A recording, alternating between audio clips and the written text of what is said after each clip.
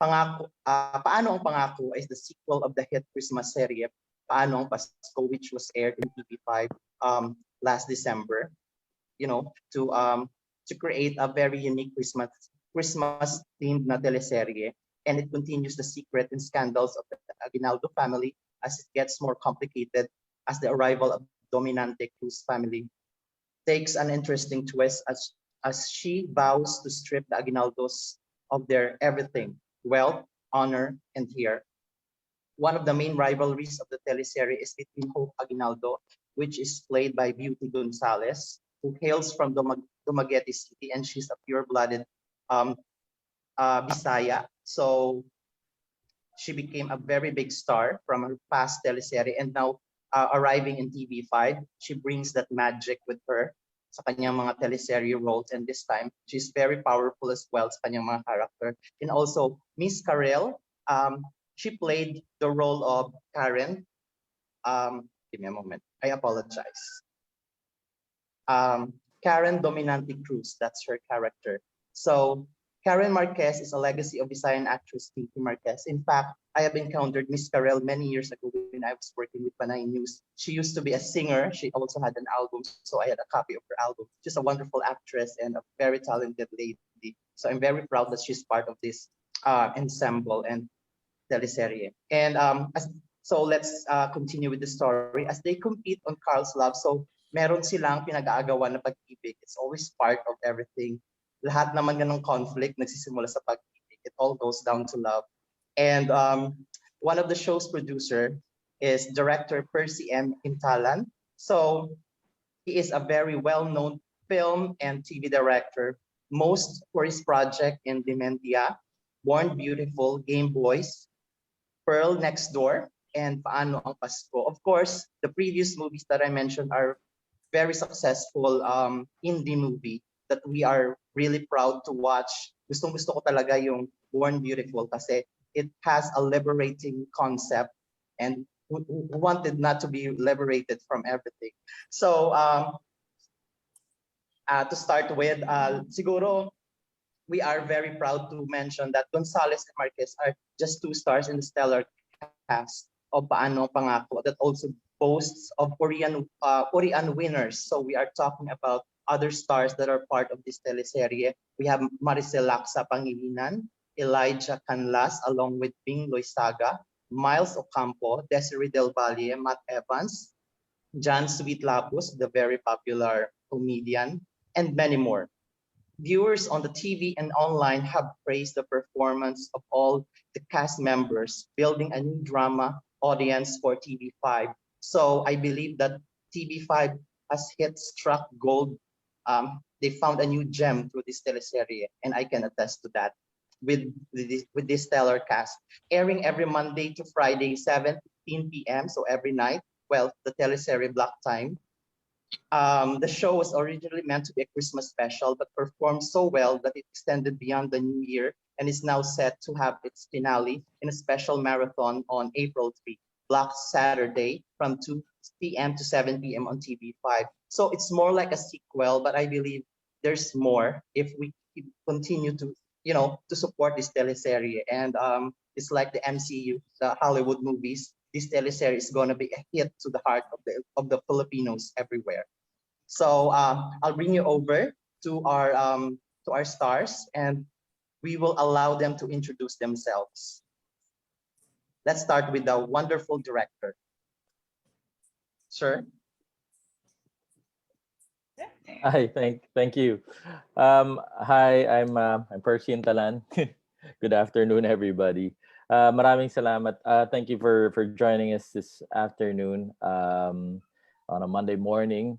We're here to talk about Paano Ang Pangako. As was mentioned, this is the extension of our Christmas series, Paano Ang Pasko. We are now 3 months from Christmas, but obviously the show has been doing really well. Thank you to the press for the support. Thank you to all viewers. And our story has been extended and extended. And right now we're on our final leg. We're heading to our finale on Black Saturday, which is the first time I think it's going to happen that a soap is going to going to have its finale on Black Saturday. It's going to be a finale marathon, so it's going to run from 2 p.m. to 7 p.m. That's a really long one, but we promise you it's going to be very exciting.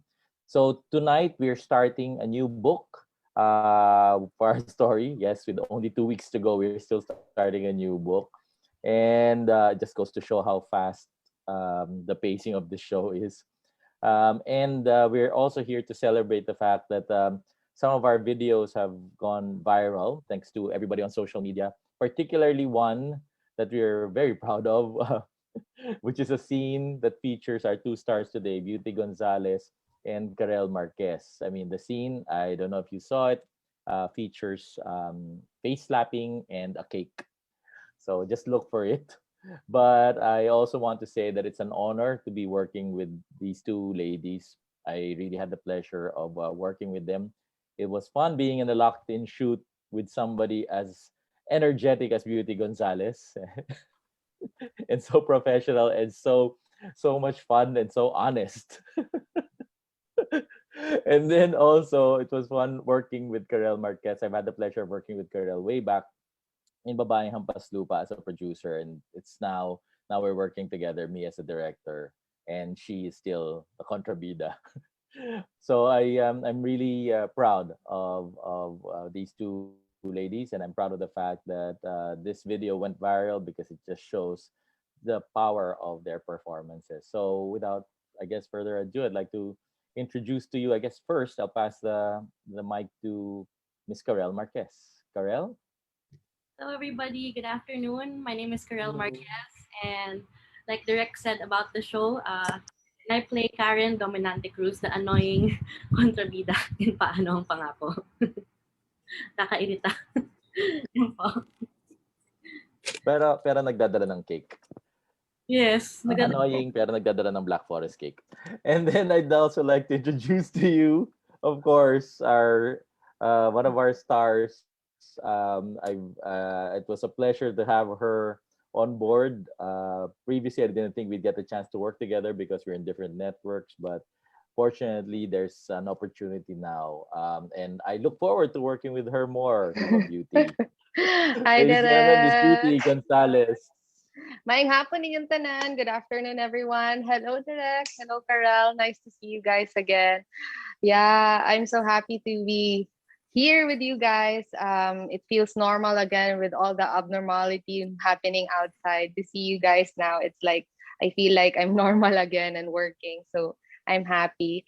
And thank you for all the support you given to Paano Ang Pangako or Paano Ang Pasko. So thank you so much. All right. Hey, Beauty. Nice to see Hi, you again. Direk. Hello. Hello. So, Natatawa, Direk. oo nga, natatawa na lang tayo eh. Para nasa Laguna lang tayo ulit. Okay, Oo Peachy, nga. I think you can start already is with our that the Q&A. questions? Yeah.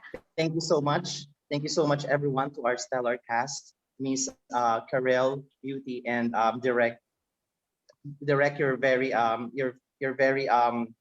welcoming, and we appreciate you for bringing the stars with us. And we were given a chance to talk to them directly and share with what we think about the teleseries. So I think this is the time, the Q&A portion, the interview portion. I was just joking. So it's time for us, media people, to know about your journey, your passion, and your vision about the teleserie. And we are hoping for the very best. So um, I encourage my fellow media friends to ask some questions and ask our stars what they think about the teleserie and what are their experiences. So maybe for a start, I would like to ask some question as well regarding on how this show was able to be to be fulfilled. So Derek, I have a question directly towards to you. Seeing the success of Paano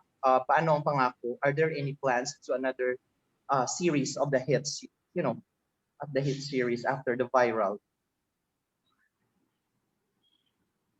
May mga future plans pa ba? Kasi we're talking about the end of the teleserye. Question for me, if we want to extend, if we have plans to extend, we're always ready and willing, di ba, Beauty and Karel? We're always ready and willing to extend. Yes, Direk, para matapos na yung bahay ko. Yan. Sabi na nga ng sabihin mo yan eh. Yes, marami palang salamat sa lahat na nandito ngayon. Thank you. So And yeah, we're very happy naman talaga to to see a future serie, conclusion or sequel for this.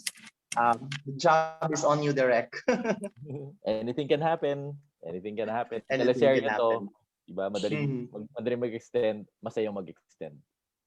Thank you, Direk. So, Sir Niles, do you have any question?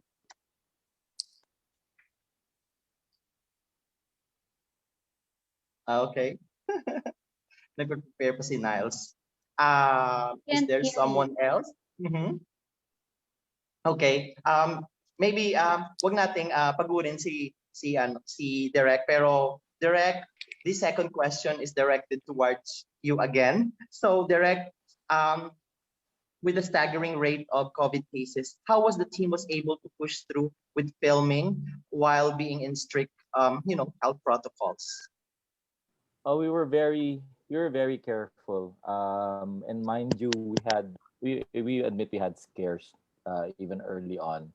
And we're just lucky. Me as a producer especially, I'm lucky that I'm working with a cast and a crew that's also very conscious about safety.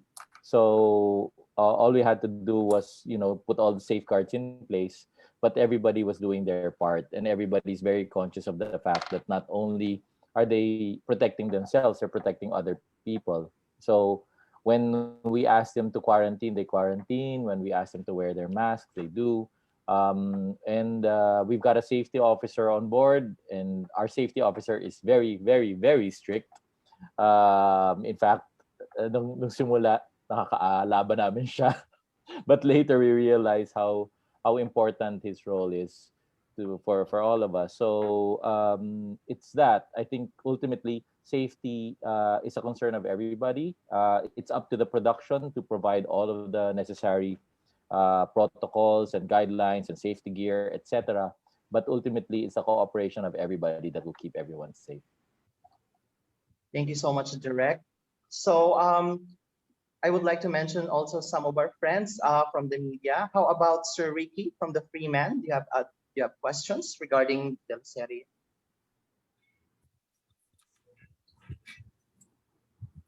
For Karel and Beauty, how did you portray your respective roles in the series?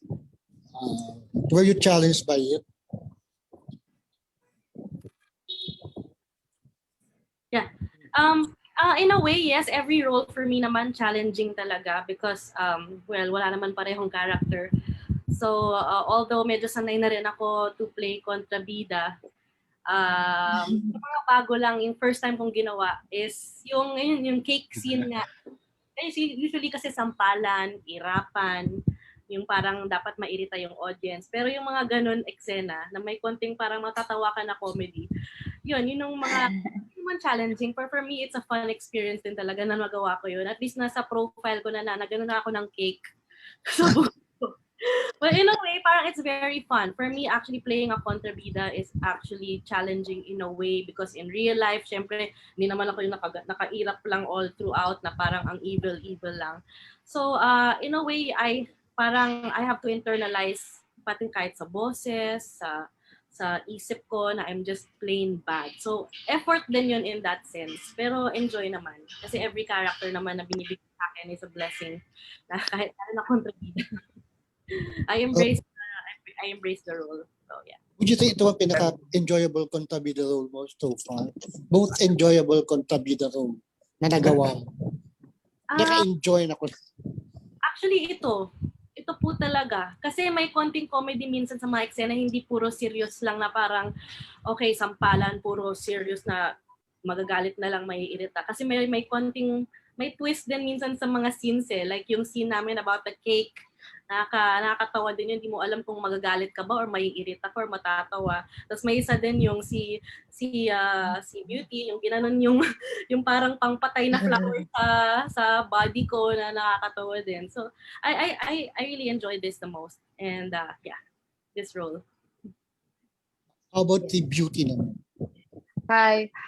Yes, last every role naman I do is a challenge kasi syempre you want to be different from the last one you portrayed on TV, and you want people to remember you as Hope also, not only as the last role na ginawa ko. But it becomes easy because the people I work with helps us also on the set. And that helps a lot na magaling yung writer, magaling yung director. So as an artista, madali na lang siyang i-perform. And also, magaling din yung kabatuhan ko na linya si Karel. That was one of my most favorite scenes, yung sa cake and also sa bulaklak. And then, ang dami pang away. Lalo na ngayon sa bagong book 3, mas kakaibang away naman ang aabangan nila with Desiree Del Valle. Si Karel biglang bumait dito eh.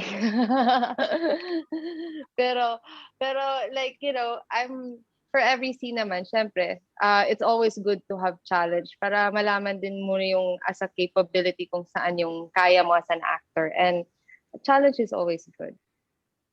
Thank you. Thank you so much, Ricky. What a wonderful question. And thank you to Miss Beauty and Miss Karel for their very heartfelt answers. I believe we have questions. Parang pang beauty queen to Yeah, because your name is Beauty, so it has to be beautiful. Anyway. Oh, thank you so much. Thank you so much as well. I believe we have a question from Sir Joseph Marzan from the Daily Guardian. Sir Joseph. I think he wrote his question on our Thank you. Walang tao. Oh, okay. Sige. Joseph, would you like us to read your question, or would you like to ask it yourself? Okay. I'll be the one to look it up. So the question of Sir Joseph is for Miss Beauty and Miss Karel po. You're no strangers to fight scenes in other projects. How are your roles here distinct from what you've done in the past, and how did you prepare for your bouts as lead and as a villain respectively? Posing ko lang to dito. Okay. Okay. Well, ako naman mauna na yun. Thank you for the wonderful question, Sir Joseph. Thank you. So may I answer? Charot. Syempre, nag-research talaga ako. And honestly, before I do accept any projects, nagko-consult ako to like my acting coach, which is si Ruby Ruiz. She's been with me for 7 years. So I work hard with her. I ask her, I try to, learn again. It's not, yung anong tawag dun sa Tagalog na yung nantagal ka na sa bahay, nauubusan ka ng Tagalog. Ano tawag nito? Yung mag-recap ulit para mag-refresh ulit yung utak mo. So I always consult with her. And of course, by observing people lang, that's how I learn how to create a character and also reading the script all the time. And with me and Karel, yung banter namin, syempre, bago kami nag-eksena, pinag-uusapan muna namin yung eksena kung paano namin gagawin para maganda ang resulta at hindi kami nagsasakitan talaga sa totoong buhay. And with the help of our director also.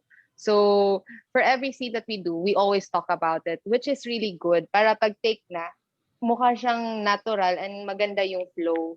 So, I think that's my answer. Thank you. Very nice. Thank you, Miss Beauty. How about you, Miss Karel? Hi. How was your experience? Ayun. How did you evolve? Yes, it's true na hindi naman kami strangers sa mga fight scenes or yung mga sampalan and other projects. Like for example, for this role, like what we did, talagang importante din talaga na you know your lines. Kasi minsan, maikli lang ang eksena na sampalan na may sagutan or whatever, sabihin natin 1 minute lang. Pero mahaba talaga yung mga sinasabi, minsan paragraph. So, nag-aaralin namin kasi kailangan medyo alam mo talaga yung story at saka pwede mong paglaruan yung lines mo para memorize mo by heart, para alam mo kung ano yung nangyayari. And yun nga, kunwari pag may mga fight scenes or kunwari sampalan or pagkasabi ng word na yun, parang yung timing, lahat yun pinag-aaralan din namin. And para mas natural din at saka nakakatawa or talagang maganda yung labas ng eksena. So, ayun, it's more of memorizing din for me. Tapos, pag na-memorize ko na yun, isa sa puso ko na yung eksena para natural. Na parang parang hindi ako, ay, ano ba yung line ko? Ano ba yung line ko? Para medyo natural siya ba yung labas. Ayun, so, yun, yung mga sampalan nga and yung mga fight scenes, talagang pinag-aaralan din namin yun. So, yun ang preparation namin for each scene. Very nice. Thank you. Direk, were you able to, develop yourself as well, your talent through this teleserye? May mga bago ka pang na-learn katulad ng mga stars mo? May mga bago ka bang natutunan, Direk, working with this new cast? Di ba, Miss Karel and Miss Karel and Miss Beauty told us that they refreshed their mindset again to be a part of this teleserye. In your part, Direk, what are the new things that you rediscovered about yourself? Natuto ako alam ko na kung ano gagawin ko pag sinampal ako. Thank you sa mga tips ni Beauty kung paano gawin pag sasampal. No, but I want to just share an anecdote dun sa particular na cake scene, and this is just a testament to kung gaano kagaling yung dalawang artista natin. The character of Hope kasi is not your cookie cutter na na bida in a teleserye kasi hindi siya api lumalaban from the start si Hope. She's always been very strong, she's always been very loving, pero simula pa lang alam mo nang lalaban siya. So walang eksena that she's like groveling or talagang aping-api kasi lagi siyang palaban and lagi siyang merong comeback. So, in the cake scene, if you watch it to the end, adlib na ni Beauty yung tinikman niya yung cake. Yes. Ang ganda ng scene, which really, she added the script. I love that part kasi talaga it shows kung gaano ka in control si Hope sa sitwasyon. So, and it's all, of course, coming from somebody na very confident, which is exactly the character that we wanted. Kasi gusto namin ng ibang bida sa soap na somebody na hindi api-apihan na nag-transform ang sarili pero somebody who's been very confident. It's just that ang daming mabigat na nangyari sa kanya. And true naman, maraming mabigat na nangyari kay Hope, di ba? Namatay ang kapatid niya, yung negosyo niya, bumagsak, meron siyang relationship with a guy na hindi pwedeng mapasa kanya. Yung ang dami. But in spite of all of that, she does it with flair at saka meron siyang confidence in herself. Isa pang rin kay Beauty on how caring she is also and mindful she is of the scene. Ang naalala ko, Beauty, is ikaw yung naka-point out na yung Black Forest cake may cherries. At yung cherries na yung pwedeng tumusok sa mata. Naalala ko yun kasi kinukunan na natin, bigla ikaw yung nag-point out bago yung cake, bago tumama yung cake sa mukha ni Karel, na pinatanggal mo lahat ng cherry sa kanya. And I really appreciated that kasi it just goes to show na meron kang artista who's very conscious not just yung her looking good and performing well, pero yung even the well-being of the people around her. So I really like that. So thank you for that. Kasi kung hindi, nasaktan nga si Karel doon. I'm so Direk, I'm so happy, Direk, that everything became so spontaneous kasi mga artists sila. They can add something. They can do something with their character. It shows authenticity as well. Yeah. And also thank you so much, Direk, for that. For those ideas that you gave us about the stars and on working with them. Thank you, Direk. Aside from that, I would like to encourage everyone kasi yung dalawa nating stars are all Bisaya. They have Bisaya blood. I think Beauty is a pure-blooded Bisaya. And Karel is also, her mom is from Cebu. And my culture, nananalaytay ang pagiging Bisaya. So maybe we could talk a little bit in Bisaya, no? So definitely. Away problema. May problema na. Yeah, be free. It feels good to be free na maghambal kita, magsalita tayo sa Bisaya. And I think Yes, and I think we have another blogger and another media persona that I would like to introduce is Miss Gina Juarez of G Lifestyle PH. Miss Hello. Gina, do you have question? May tanong ka ba? May pamangkot ka para sa aton nga mga stars? I'm talking in Ilonggo. Do you have questions for them? Yes Go po. ahead. Hello. Hello, everyone. Hi, Miss Beauty. And hi, Hi, Miss Miss Gina. Karel. Mayang hapon. Mayang hapon. We've been watching you dati pa. Sometimes kasi pag may Tagalog, nagtatagalog automatic eh. Pero sandali. Oo. Bisaya, no, Sir Ronel? Yes. Hindi naman. It's really up to you. Okay. Maybe this question is for the both of you, Ma'am Karel and Ma'am Beauty. And again, thank you then to the production and to the PR team for inviting us from Iloilo. My question is, since both of you you have your Bisaya na roots, and for sure you can understand Bisaya, you can speak Bisaya in a way kung saan man po kayong province nang galing. And yun nga, during the scenes, sometimes hindi natin maiiwasan na you talk tapos yung tunog or let's say yung accent is Ako yan. as Ma'am Beauty. Ako yan. Always. Pag nagkamali ay yata, unsa may nahitabo. Opo. Lahat. So, Minsan, alam ni Direk Perci yan, pag nakauwi na ako at pag nakabalik ako from the 2 weeks break, pagbalik ko, matigas na talaga dila ko. Always. so how do you fix that po, Miss Beauty? Like, paano mo nire-refresh yung self mo in order for you to speak Tagalog again straight? Thank you for that wonderful question, Miss Gina. Ano tawag nito? What I do, I read aloud. Yung binabasa ko yung script ko ng malakas. At may katabi akong PA or kung sino man nandun na stripcon or kahit yung wardrobe, katabi ko lang. Tapos pakikinggan niya ako kung tama ba yung pagkabasa ko ng Tagalog. At minsan, pag hindi ko talaga alam, tinatanong ko kasi para alam ko rin kung ano yung wow, palalim yung Tagalog ka. Context. yung context ng linya na yon. Kasi minsan may mga malalalim talagang Tagalog eh. Pero, what I do talaga, I read it aloud and I want someone to listen to me para makorek ako. But hindi ko talaga maiwasan lalo na yun, look at me now, I sound like Bisaya ulit na wala na yung pagkatagalog ko kasi matagal na ako dito sa bahay. But for me kasi it's how you deliver your line. It's really not on the language, it's how you deliver it and how sincere and honest you are with your character. So kahit ako, I accept na ganito na talaga yung diction ko. But sa akin, gusto ko maramdaman nila na kahit ganito yung diction ko, gusto ko maramdaman mo kung anong nararamdaman ng character ko at maiintindihan mo ako kahit mabulol-bulol na ako.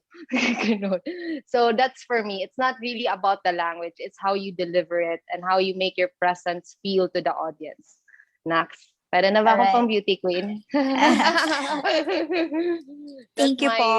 That's my Thank you. Sige. Thank you. How about Miss Karel? Okay naman so far, pero yung ginagawa ko talaga kasi is yung pag-memorize ng lines. Tapos, thankfully, yung mga PAs po namin sa Paano Ang Pangako, they really, talagang nakatutok sila sa'yo. As in, kung kailangan mo i-memorize yung monologue na yun or paragraph. Tapos may ibang words kasi na sobrang lalim din yung Tagalog. As in ang lalim yung mahaba talaga. Guide yung tama. Tapos talagang minememorize ko yung word na yun na nakakabulol 10 times. No? Sa maraming words na gano'n. For example, makakapagpabagapag, mga gano'n. Yung minsan hindi ko nga ma-pronounce ngayon. So, it's really about focus talaga. Mahirap din talaga mag-memorize, promise. Pero, so far, buti na achieve naman namin. Like Beauty said, importante is doon yung emotions and yung feeling of the line that you're trying to say. That's good to know. You are more attached.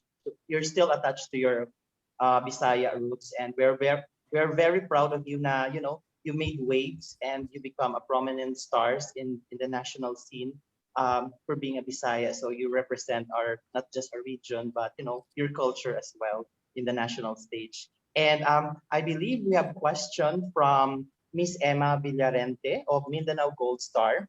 She asked, what can we expect from this teleserie? Direct?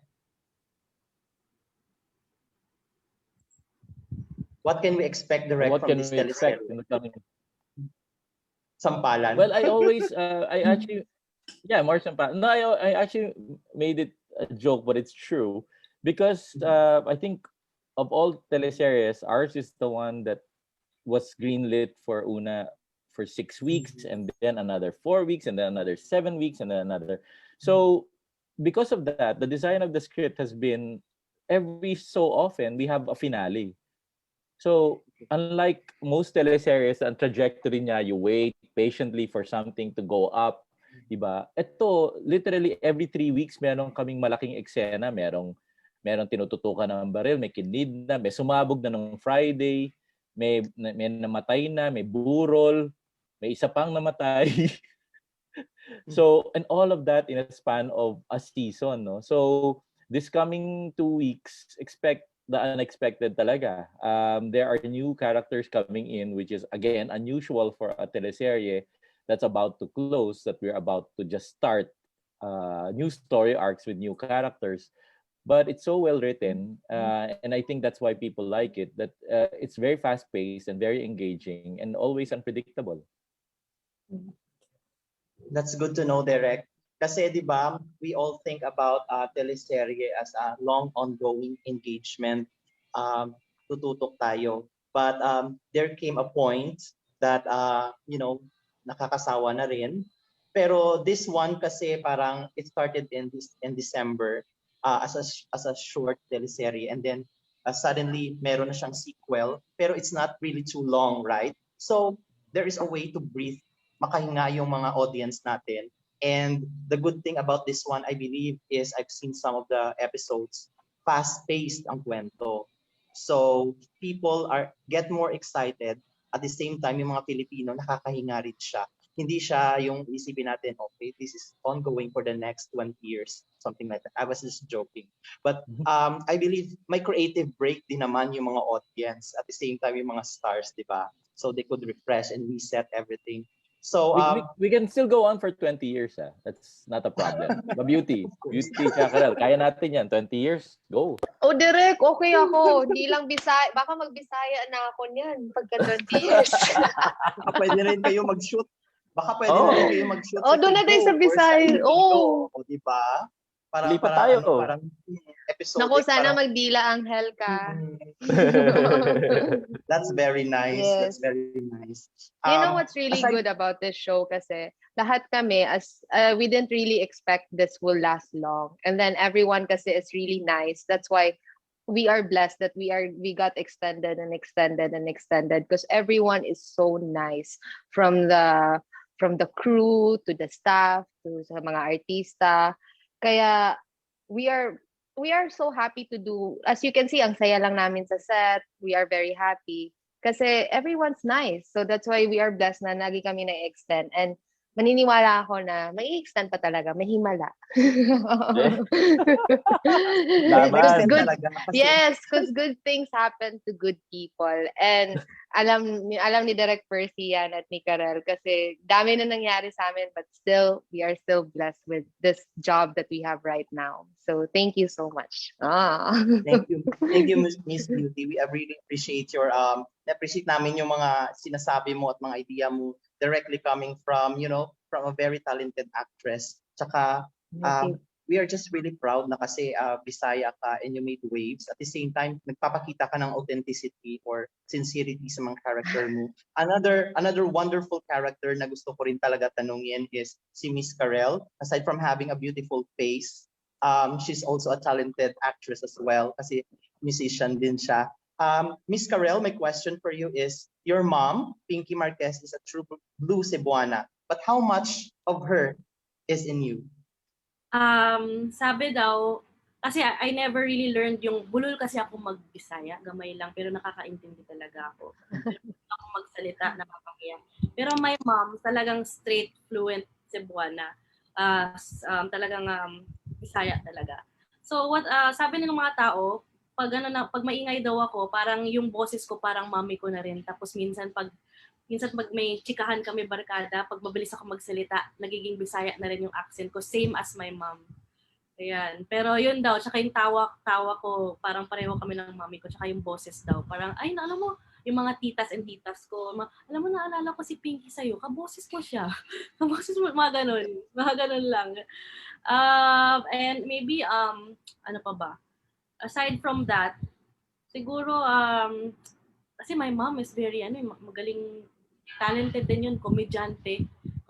Yes. Magaling, idol ko siya kumanta. Siguro nung bata ako, never talaga ako nag-formal lessons. Parang nung 2 years old pa lang ako sa teatro siya, dinadala ako sa dressing room, pinapanood ko na daw siya. So, without na, hindi niya ako pinilit ever. Pero parang baka na-influence ako in that way. Kasi I would look at her dun sa dressing room, nakatingin lang daw ako, nakatulala sa kanya. Para baka dun ako na-influence na parang, I want to do something na related sa ganyan, performing, entertainment. So, ayun, nakuha ko siguro naturally dahil napapanood ko talaga mami ko first hand. Andun ako sa backstage, pinapanood ko siya. Nakaganon lang ako. As 2 years old, dala-dala niya ako minsan sa rehearsal. So, ayun. A lot of me I is see. from my mom. Yeah, I'm very proud of you as well kasi I think nandun pa yung album na binigay mo when you were promoting back then sa Panay News. Nag-interview kita many years ago, way back in 2006 yata yun. So you Sir, promoted your album, Wow. yeah. So I can attest to that na very talented ka talaga and I'm so happy that you've gone a long way. I believe you're a mom now, you're a businesswoman as well and you're juggling your acting talents and I believe this is your um comeback project, di ba? To showcase again your talent. Direk, how do you motivate your stars to give their very best performance? Well, actually, I think pareho kami ni Direk Eric Tison and even si Direk Ricky. Kasi there are three of us who directed the show. Ultimately, I think when you have artists who are as good as Beauty and Karel, you just really have to give them space to do their thing. And then at the same time, yung motivation is really just parang reminding them lang where the character has come from. And where the character is going because that's the only problem with the soap You have so many scripts that are open, minsan nakakalito na. Yung at this point ba alam na niya yung sikretong to or hindi pa niya alam yung sikreto or at this point ba kanino siya may sama ng loob, di ba? Kay ganito ba o kay ganyan. But apart from that, I think both of them are instinctive. So they know automatically what to do. It's really just yun. Minsan kasi nga ang haba ng mga lines, at most magre-take ka lang because mayroong part na mali pagkakasabi. But other than that, you kind of just have to let them do their thing, and that's the amazing thing about working with good artists. Your work is pretty much done in collaboration with them. So I love the fact that they created these characters. I wasn't able to say it earlier, pero si Karen kasi, Karel's character is not a black character. As Beauty said, may mga times na babait siya. May puso actually yung kontrabida na to.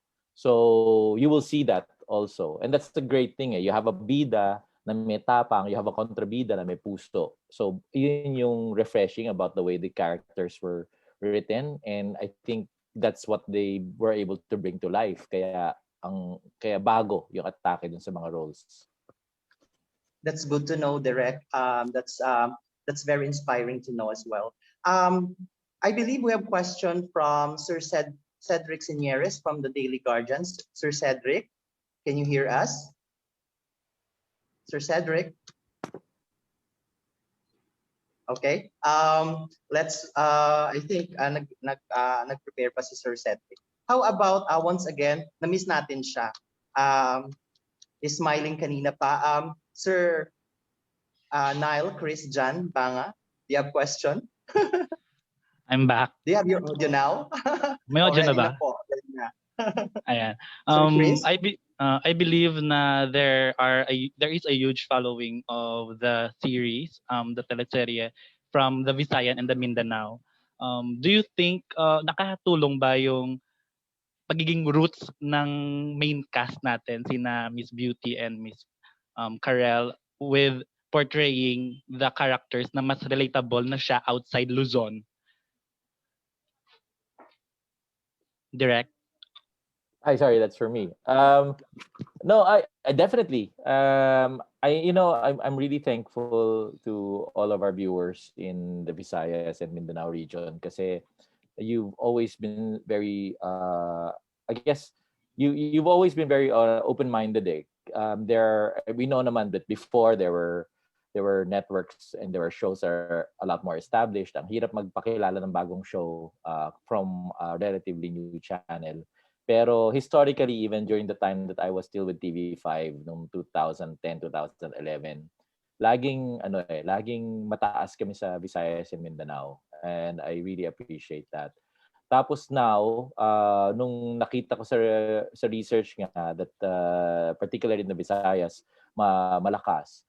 I mean, I definitely know ano yan, no-brainer yan that you know that you've got stars like Beauty and Karel. You know that madaling makakonect kasi they've always been very proud of their roots. Yun yung nakakatuwa sa mga artista natin. Kasi even on their personal, di ba, on the first personal front, hindi nila tinatalikuran where they're from. And I think people from the region appreciate that. Kaya nagiging mas malawak yung appeal.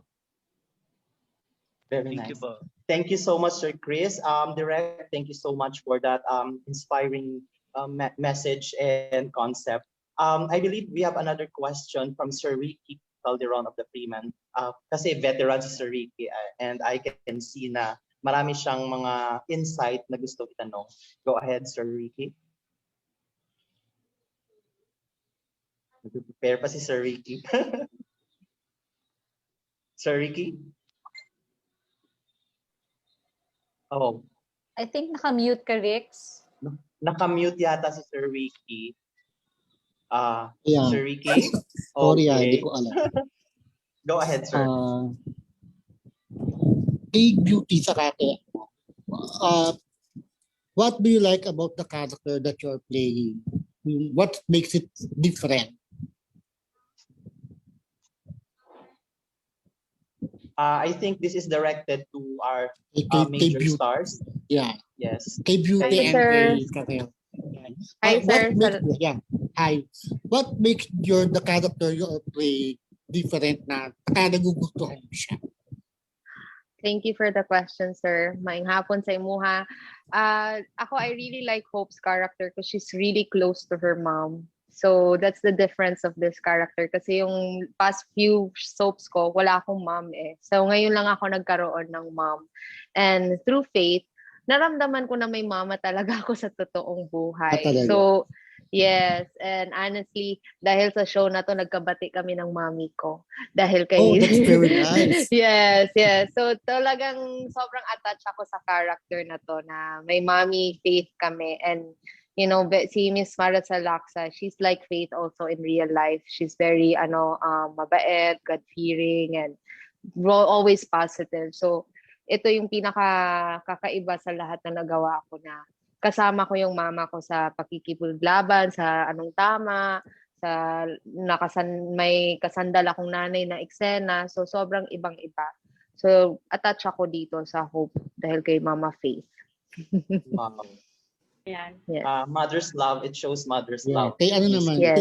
kay Miss Karel naman. Yeah. Yeah, what makes your role interesting? Ayan. Kasi for me, kakaiba rin tong kontrabida na role as Karen. Aside from the fact na given na minsan masama siya or dapat nakakairita siya or may maggagawin siyang masama, you can really see the script at saka yung lines of how Karen is as a mother. And I can relate to that personally, not just through not being that kontrabida, but through being a good mother. Yung anak ko dito si Kyle Velino, he plays the role as Drake, which is kind of a kontrabida to Elijah Canlas, si Noel. So, kitang-kita mo yung character na Karen hindi lang as kontrabida, but as a very loving, very nurturing, very worried mother, and she will do anything para sa anak niya.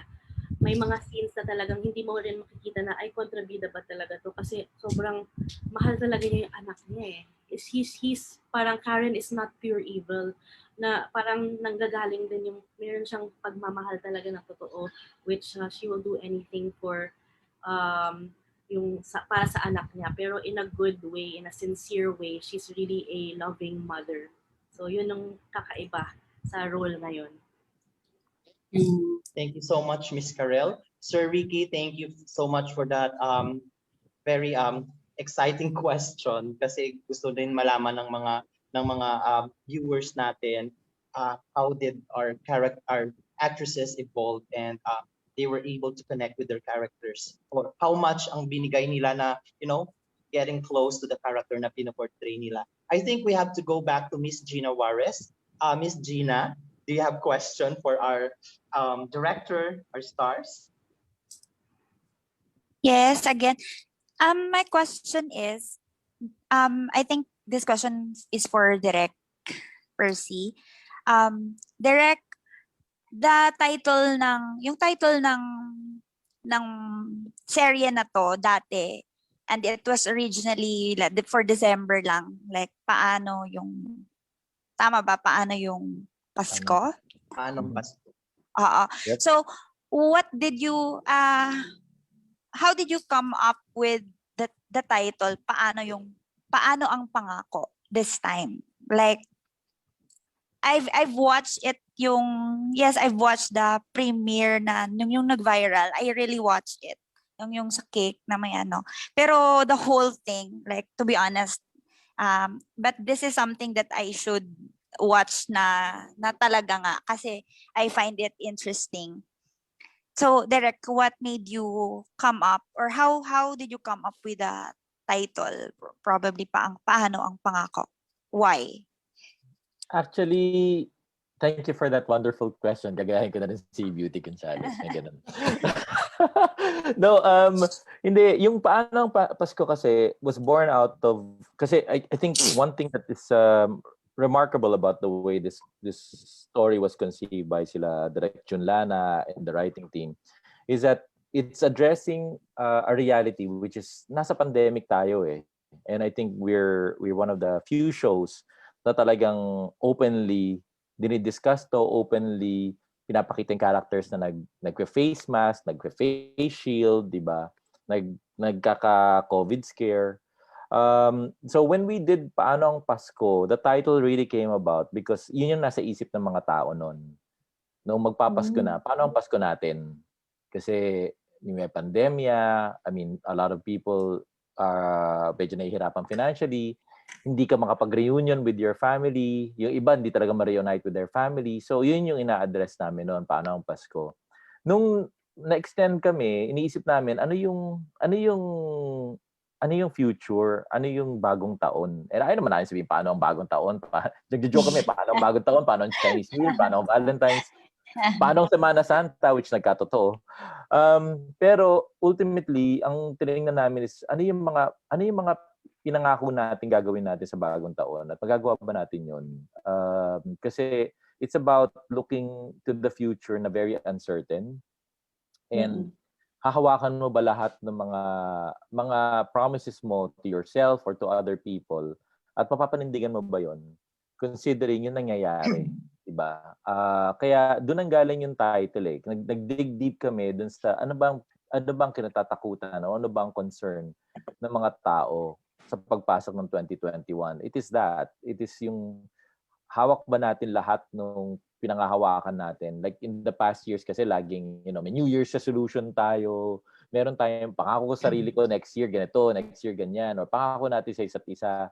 I mean, there are relationships that have been strained by this pandemic. There are connections na naputol because of this pandemic. So, yan yung spirit ng Paano Ang Pangako. Yung lahat ng pinangahawakan mo, mapangahawakan mo pa talaga. Okay. Direk, may follow-up question po ako. If okay lang. Oo ba? Opo. The Paanong Pangako, kasi it's like parang kung hindi mo in-explain sa amin yung meaning, let's say, if we will think na it must be focused on the maybe love triangle ni Miss Beauty, yung leading man, tsaka ni Miss Karel. So, what is this, the next following na mga episodes natin? Will it be focused more apart from the pandemic na sinabi mo, like in connection to that, will it be also focused as well sa love triangle nila? Like, yun ba yung aabangan ng mga tao? May ang serye kasi namin, another thing that's different is wala kaming isang story arc. Kasi multi-character siya eh. Nagjo-joke ako na para nga siyang Downton Abbey tsaka mga Dynasty na bawat character may kwento at sumasanga-sanga. And characters can come and go. Mismo wala nang matagal, biglang babalik. Very parang American at saka British na series na nga eh. So ang aabangan mo dito, si Hope, na-resolve yung Friday, na-resolve yung away nila ni Karen kasi nagtulungan sila to basically yung tawag ni Karen kay Hope help bring down Elvira last Friday. Pero hindi pa tapos yung concerns si Hope kasi si Hope meron siyang fiancé played by Matt Evans, si Eric. And ang nangyari nung last book is nagkagulo yung relationship nila. Dapat nanahimik na sila, dapat ikakasal na sila pero something went wrong. And ngayon, may papasok na bagong character played by Desiree Del Valle, si Natalie. So her character and Matt Evans' character may ibang arc 'yon. At the same time, kinento nga ni Beauty, 'di ba, yung relationship niya with Faith. Si Faith ultimately kasi yung matriarch ng series natin eh. Ang pinag-uugatan ng lahat is si Faith at saka si Elvira, si Maricel Laksa, si Bingray Saga. Yung clash na 'yon is still there at magiging gugulo 'yun sa lahat ng story arcs namin. No? Si Karen naman, na-hint na nga kanina na bumait yung character niya kasi ultimately, ang bigger concern niya is si Drake. Si Drake merong malaking gagawin sa isa pang story arc, yung story arc nila Miles Ocampo at nila Elijah Canlas. And affected si Karen doon. So yun yung aabangan for the next 2 weeks kasi mag-iiba ng chapter yung kwento. Pero ang maganda, and I encourage people to still tune in kasi yun ang maganda sa soap namin because nga siguro the chapters are very defined. Hindi ka maliligaw sa kwento. Maiintindihan mo kagad kung saan nanggagaling. At saka wala ka siya actually ganun kalaking na miss kasi maikli yung arcs namin Like ito nga, nagsimula ng bagong chapter So lahat naka-reboot. Kumbaga, meron mang kailangan maalala from the past, may flashback naman. Alam mo naman ng soap, may flashback. Apo. Pero may intindihan mo, makakahabol ka. So I think that's why tumaas yung ratings namin mula nung February. Wala nang lumipat kami dun sa bagong time slot which is earlier. I think people are able to catch up with it faster. Okay. Thank you po, Direk. It's good to know po dahil yung story is like marami siyang characters and iba-iba yung hindi po siya kumbaga nakakasawa na focus lang sa within one group of characters. So iba-iba pa. Thank you po. Abangan nyo kasi kahit si Sweet, merong kontrabida ngayon. Diba? Thank May you po. kabangayan si Sweet. Wow, that's good to know. Thank you, Miss Gina, for that very very unique question kasi parang hinihimay-himay mo talaga ang vision ng teleserye. And to Direk, ang galing talaga, parang revolutionize you somehow revolutionize teleserye in the Philippines kasi parang nakikita ko parang nasa US na mga soap opera ang dating niya. Tsaka may multi-character, may multi-layered yung mga characters natin. Since we are talking about relationships and learnings and inspiration, I think kay Miss Beauty may follow-up lang talaga ako. Kasi you mentioned, Miss Beauty, na naayos mo yung relationship mo with your mom, with your real mom, through this teleserye. Is it true? So tell me more about those revelations kasi we are talking about family, we're talking about the state of our heart. So parang a portion of your experience with this teleserye, it made your life even better, correct? Yeah, I'm happy. Huwag na natin i-ano yung details masyado kasi masyadong dramatic din. Parang paano ang pangako yung levels. So, I'm just happy na nagkaayos kami ng mami ko kasi having someone na maybe my purpose talaga tong paano ang Pasko, paano ang pangako dahil I met Maricel and parang she shared some thoughts on me na I realized na parang okay, I have to do my I have to do my own thing na I have to be Yes. the one to reach out. So I'm happy and wag na natin pag-usapan tapos na eh. Baka babalikin na naman ng nanay ko, okay na yung mood niya ngayon. Happy na siya ngayon. Baka maalala niya ano na naman, mailbira niya ako. So wag na. Ha? Peace na Okay kami. lang. Malapit na birthday ko. Bibigyan ako ng regalo noon. So wag na natin anuhin.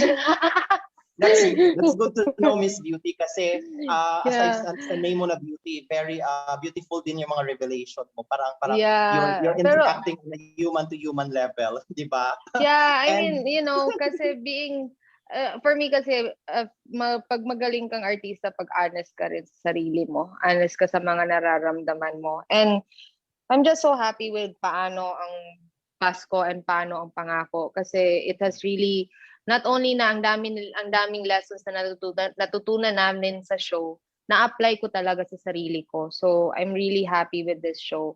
And this show really gives me the feeling of I'm normal again, that I have a purpose to make people happy and that that you should always make peace with your family. And yun na nga nung nagsimula nga tong show na to, ang ganda nang na-realize nung pagkatapos ko nang mabasa yung first draft ng Paano ang Pasko, na-realize ko na parang kami mga magkakapatid, si Joy, Hope, Love, at yung nanay namin si Faith, may mga meaning yung mga pangalan namin na kahit ganito yung nangyayari natin sa atin ngayon, na we always have to find joy in the simple things that we have. And don't lose hope because God is always listening to us. And spread love because love makes the world happy. And never have faith in God kasi God will never leave us. So parang ang dami ko talagang natutunan dito. Sobra. And Madamo ang ka dami natutunan. kong na-experience. Yes, ha? Madamo ka sang natunan in Madamo Ilonggo. talaga. Yeah. And Um, it's nice kasi How do at you say least, that? diba? Miss Beauty, how do you say that in Bisaya, in your language, in your dialect? Dagan kay kung Madamo. kung nakatunan diri na show, sobra. Nabuutan ko, nawala akong pagkasungay, ug akong pagkamaldita. Kay naka-realize ko na vlog din ako kung mama maayo. So, okay na. Okay? That's good to know. Thank you so much, Madamo gid nga salamat, Miss Beauty. Madamo gyud. Thank you. I think we have a follow-up question or there's another question. May isa pang question. Galing kay Sir Ricky Calderon of Freeman. Sir Ricky? Yes, Sir Ricky? 3 months sa Okay. Cebu yun, di ba? Oh, I think na Cebuano. I think you asked yung question na dapat itatanong niya. So we can call the okay. others who would like to ask questions. Yeah. This time, let's give the floor to Sir Chris Nile. Sir? Hi, ayan. May audio pa. Hi, Sir Chris. Hello, Miss Beauty and Miss Karel. One follow-up question for you and Miss Karel is, we all know na with this pandemic talaga, we all have industries na na-disrupt, and one of the biggest industry is the entertainment, which you two belong. I want to ask, how did this project help you process yung new normal natin and eventually naka-adapt po sa new normal? Kasi we have heard na may mga difficulties yung mga artists natin with the uncertainties ng pandemic and yung mga sunod-sunod na mga effects nito. Ayan. How did this project help you process and eventually adapted to the new normal? On my end kasi, ito po kasi yung first na teleserye ko na during the pandemic. So at first, nung nalaman ko from the very start, umiyak ako. Hindi dahil masaya din, pero takot. Takot dahil i-risk ko yung buhay ko to go out in the new normal with the pandemic. But syempre, I do this. Syempre, gusto ko lang ipakita kung ano yung kaya kong ibigay as an actor. And at the same time, gusto ko rin po, syempre, mag-earn din po kasi marami pong nawala din na work na kaya I've been doing online din po, online selling, ganyan. So for me, when I got the job, I cried dahil then I was scared to leave my family. Na not thinking about the role, Karen, pero it was about leaving my family dahil kailangan 1 month minimum per lock-in taping. We already have this term na nga na lock-in taping dahil hindi kami pwedeng umuwi. It was very hard. There were times, totoo po, na I would cry. I would cry in my room sometimes dahil miss na miss ko na sila, and yung mga anak ko, FaceTime, sometimes maluluha ako while trying to make them laugh. Totoo po yun. Kasi sobrang, alam mo yung homesick ka. Dahil sanay ka na, syempre ko yung ilaw ng tahanan, ito yung nasa bahay. So as a mom, yun yung mga changes na I had to deal with. Talagang, I think it's also a sacrifice for every artist, not just the artist, also po yung mga staff, director, everyone in the entertainment industry doing this new normal taping or shooting sa mga movies is you also have to sacrifice talaga being away from the family, which is very new to me. It was the first time na na-experience ko po yun. It's hard pero kailangan. So yun yung mga realities that I experienced. Yung talagang being away from the family. Parang OFW na nga daw yung tawag sa amin pag ganun. Pero it's all worth it naman kasi we're doing it also not just for act, but we're doing this to work, and we all need to work. Diba po, marami na wala ng trabaho. So I'm just really blessed na I got this role, and natapos ko siya. And now I'm home with my family. So ayun po. Very touching. How about Miss Beauty? Can you share with us regarding your, how you cope with the new normal and, shooting this teleserye? Well, ako kasi I'm so happy na tumawag sa akin yung Paano Ang Pasko. Kasi syempre, uncertainty talaga itong nangyayari sa atin. Hindi natin alam bukas lockdown na or bukas hindi naman or ano bang nangyayari talaga. And naging abnormal talaga yung utak ko for a while kasi parang, oh my God, what else am I gonna do? Ano pa bang iba kong alam gawin? And syempre, I'm turning 30s na kasi, and I want to prove to myself na on all these years that I've been doing in showbiz, I really want to see na may napuntahan yung trabaho ko. And knowing na walang show, parang, hala, anong gagawin ko? Parang ganun. So, nung tumawag yung pop sa akin, sabi ng asawa ko, see, don't worry because something good will happen to you because you've been good naman eh. You've been honest and like this and like that, and parang nakita naman sa work mo na how hardworking you are. And I realized na parang I just have to be strong kasi at this time parang ayoko nang mamili pa.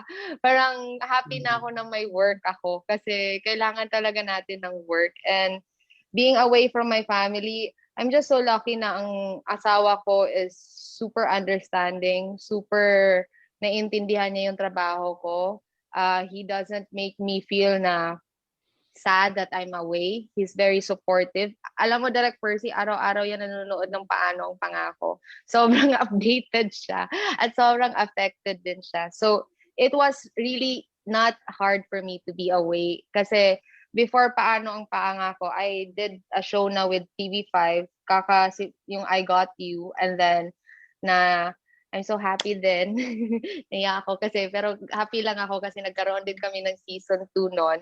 So, parang nasanay na rin ako na to be working away. You just have to be safe, be careful, be safe with yourself kasi syempre may pandemic ngayon. Pero this Paano Ang Pangako, it has given me a purpose and gives me a feeling na I'm normal again. And that's what's important kasi, you know, with this pandemic, daming abnormality eh. And then, I'm talking too much. I'm just happy and thankful. But, you know, sobrang happy lang talaga ako. So ngayon, antay ulit kami kung may book 5. Everybody's excited, di ba? Yeah, So yeah. much, Miss Beauty. Na-appreciate gid namon ang imo nga, sinceridad. I'm talking Ilonggo. Na-appreciate namin ang sincerity mo. That's what I Thank you. said. Magpadala ka naman dito sa amin ng Napoleones. Binigyan ng Napoleones at saka problema. bizcocho. Gusto mo Bizcocho. bizcocho? Oo, Yeah, Napoleones. yun ang mga kilala, yun ang mga kilalang pagkain dito. Tsaka Yes. batchoy. Well, kahit Yes. saan naman may batchoy. Maybe we could ship it Oo. to you, for you, if you like. In the future, as well kay Yes. Direk at kay Miss Karel, maybe we can do that for you in our end here. Yes. Gusto rin ninyo matikman yung the best of Iloilo, and we're happy na, Uy, gusto, you really taga appreciate. Iloilo ka. Gusto ko yung doon, yung Roberto Siopaw, yung sobrang laki. Ay, Yes. Yes, the talagang very nagparinig. legendary siopaw. Yeah. Did you know that they only have one branch at ayaw nila mag-franchise? Yes, So they could alam ko preserve yan. Kasi the dati po may office yung asawa ko sa Iloilo. Tapos yan lang talaga yung gusto ko, yung Roberto Siopaw. Yung sobrang Yeah. laki-laki. Yeah, Oo. merong queen. Yes. I'm so happy to know that. I also have a question. I think the next media person who would like to ask question is Miss Cara. Miss Cara, do you have a question for our stars and our director? Hello, Karel and Beauty. Good afternoon. My question is, so Philippine drama has long evolved from simply being iyakan, sapakan, to now having characters with so much depth and backstory, such as your characters.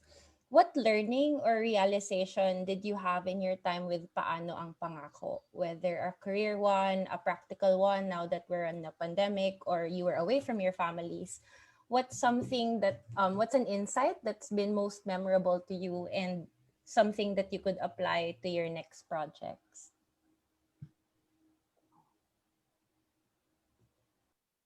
Yeah. Siguro, me, since it was the first time that I worked during the pandemic, is of course to be extra safe in a way, kasi talagang it's really dangerous. Kahit sabihin mong nasa bubble kami, it's still really dangerous. And I've learned that I'm thankful to our safety protocol officers that they also they were really strict in making us wear masks as much as possible and face shields as well as much as possible pag hindi mo eksena, which helped a lot also because nowadays sometimes we tend to forget, minsan naiinis tayo pag kailangan pa ng face shield, but especially now the virus is really, I don't know, wild and mas madali nakakahawa ngayon.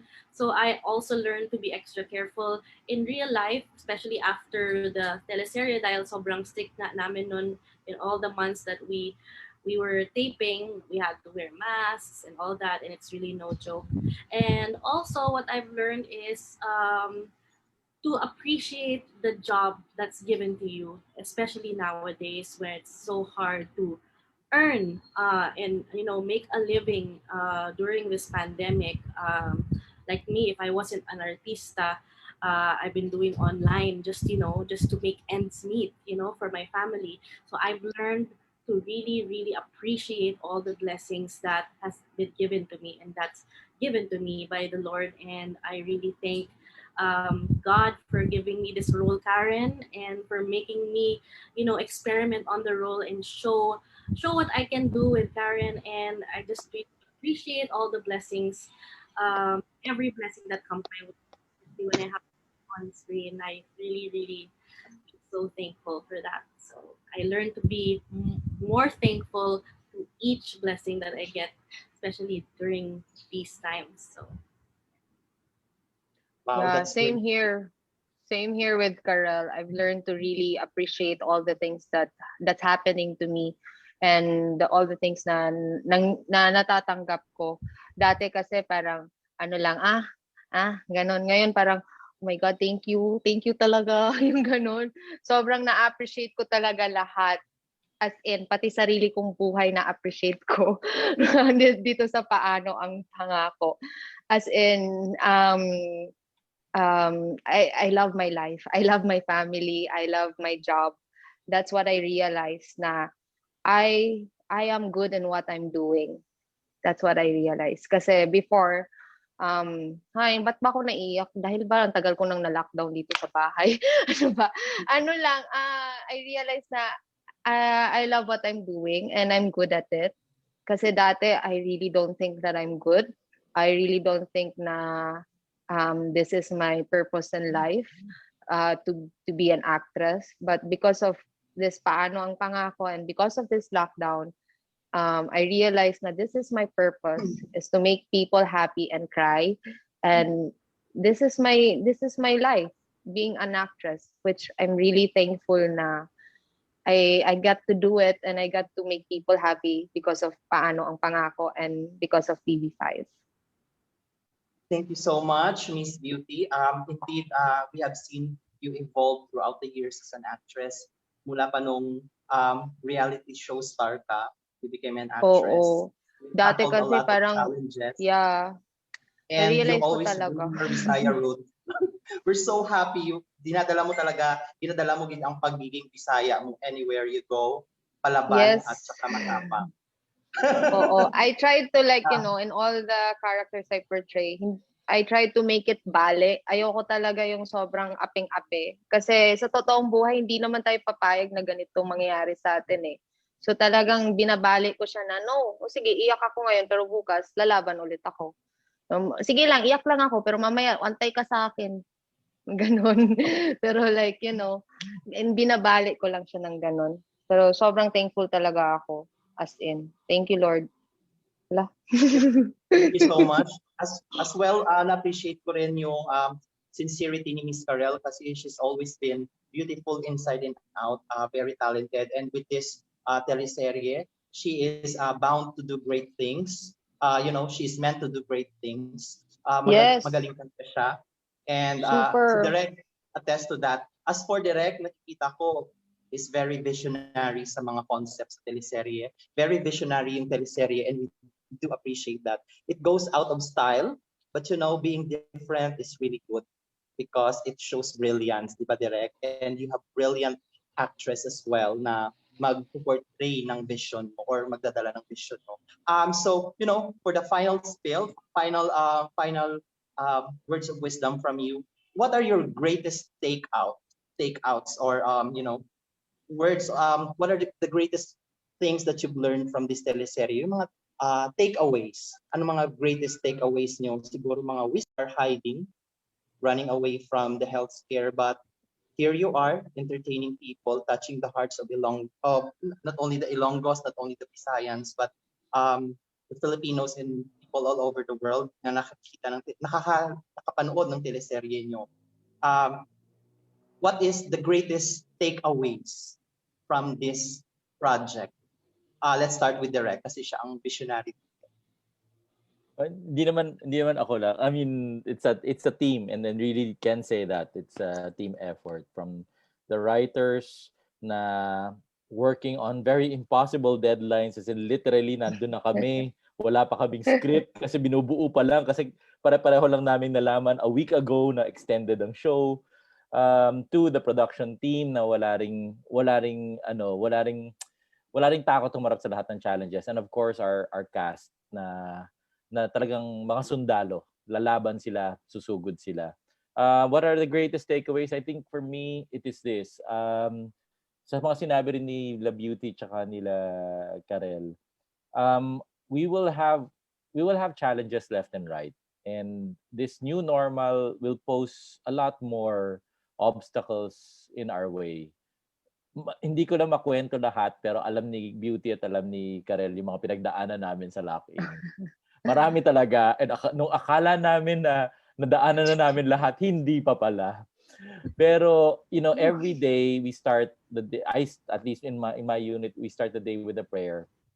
And it came to a point where ang dasal ko na was, Lord, medyo baka pwedeng quota na kasi medyo mabigat na, marami na. And then something happened na parang, oh, may mas mabigat na pala. Na, which made me think the next day na, Lord, sorry na na humihingi ako ng relief na ang bigat na, masyado na mabigat to Lord, alisin niyo na sa akin to. Pero hindi ko na-realize na every time naman tinutulungan niyo kaming lampasan. And so that's what my biggest takeaway is, na wag mo nang ubusin yung oras mo being anxious about the future or being bogged down by all the challenges and how things have changed and how things are difficult. Stop na muna complaining from all of that and just harapin mo lang, kasi bibigay naman sa iyo ng Diyos yung tools na kailangan mo eh. The people that you need at this particular point in your life, the talents that you need to get to overcome everything, and yung stroke of luck na sinasabi is really a blessing from God. So rather than waste your time being anxious and being scared and being bogged down, just look back and be thankful at everything that you have that you've overcome. Kasi just by being thankful every minute, every second, nagugulat ka na lang at how far you've come. Yun yung takeaway ko dito. Thank you so much, Direk. Siguro we reached the end of our conversation. Siguro a little words of thank you from little words of pleasantries from Miss Karel. Yes. Any last words? Again, Parang thank you time. ayong hapon sa inyong tanan, sa mga nanonood dyan. Gamay lang ako Bisaya. Pero once again, to all who's watching and who watched today and everyone here in this platform, Beauty, Direk, thank you so much for today and for sharing your time with us. And I'm really blessed for this opportunity to be with everyone here online. So I hope to work with you, Miss Karel. We love you. Beauty or Direk, maybe work again soon one day, and ingat po tayong lahat. Stay safe. Thank you po. Thank you po. Thank you po. Miss Beauty, thank you. Yes. Mo. Dagan kayong salamat sa lahat na nandito ngayon. Thank you, Direk, for the wonderful words. Karel, also, thank you. It's nice to see you again. And also to everyone, maraming salamat sa beautiful questions. Sana na-answer namin ng beautifully. And sana tuloy-tuloy pa rin po ang suporta nyo ng Paano Ang Pangako, kasi matatapos na kami ngayong April 4, and sana hindi kayo bibitaw kasi mas marami pang eksena ang aabangan nyo na sobrang kaabang-abang talaga. I swear to God. And I'm just thankful, and we should live by today and worry tomorrow. And just enjoy life, and God will always be with us. And good things happen to good people. So take care always, guys. Thank you so much. Pwede na ba yung beauty contest? Yeah? Yes, perfect. Anyway, may corona ka na.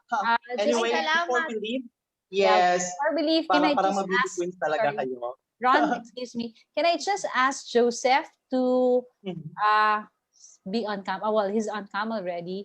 I think he wants to say something to Karel and Beauty. Joseph? Hi. Sorry, I'm outside po kasi kaya hindi ko po siya ma-relay. Pero kasi hindi ko rin po nahihirapan po kasi I've actually been a fan of Miss Beauty nung PBB pa, and si Miss Karel, nanonood po ako parati ng mix nung bata ako. So napapanood ko po sila. So medyo thankful din po sa opportunity today. Yun lang po talaga gusto ko masabi. Salamat po. Thank you, Joseph. Hi, Joseph. Thank you. Thank you. Thank you so much, Kalimutan Joseph. mo na yung PBB. Mataba pa ako noon. Joke lang. Wala lang. Nagpapatawa lang ako. Maraming salamat po sa inyong lahat. That's great to know. Thank you, Direk. Thank you, Miss Karel. Thank you, Miss Beauty. Siguro before we end, Miss Peachy, we will have a group photo. Siguro mag-emote na tayo sa photo para ito na po final shot. Yes. PM, Monday. Okay. Give your best smile. I was taking photo. Hindi ako marunong. Oh, okay.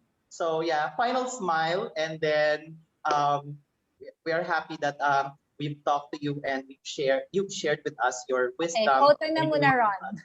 Okay, smile.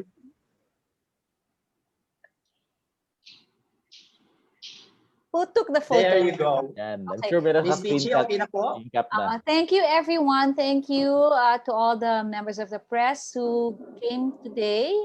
We really appreciate that you took time. I know you also have your schedules and medyo tight yung lead time namin to interview, but here you are. And I hope you're able to get what you want, the stories that you want from our cast members and Direk Perci Intalan. So this is not the first time, nor it will be the last time that we will have you. So we hope to see you again in our future media cons, now that we have your contact numbers and your cell phone numbers. Thank you very much. Thank you, Gina. Thank you, Niall. Thank you, Ron. Thank you, Emma. Thank you, Ricky. Thank you, Joseph. Thank you, Zendrick. And just everyone. Salamat.